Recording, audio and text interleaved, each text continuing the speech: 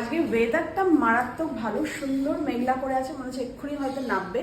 আর আমাদের ফোন এসেছিল গাড়ির ইন্স্যুরেন্স, এই গাড়ির কি বলে পলিউশনটা আমাদের শেষ হয়ে গেছে, হয়নি এখনো, টাইম আছে 23 তারিখে। ওই জন্য আগেই করে নেব। কুনালকে বললাম চলো মেঘলা আছে, বরঞ্চ এই সকালবেলা গিয়ে পলিউশনটা করে নিই, ওই জন্য চলছে এখন। আর দেবো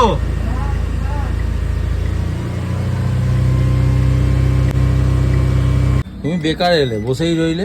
তুই তো আমাকে নিয়ে এলি, আমি তো বলেছিলাম যে আমি গিয়ে কি করব, ব্যাটারিটা চেঞ্জ করা রাখতেই হবে।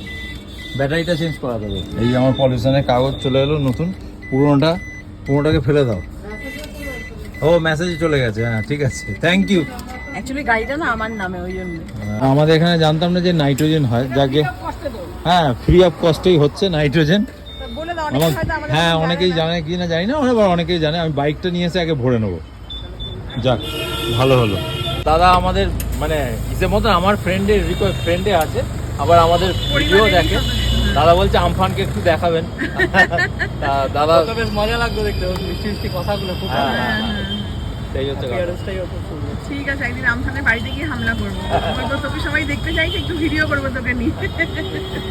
আপনি কি নতুন কিনেছেন? হ্যাঁ। আপনার নামটা বলুন না। আমার নাম রবিশঙ্কর। হ্যাঁ। এই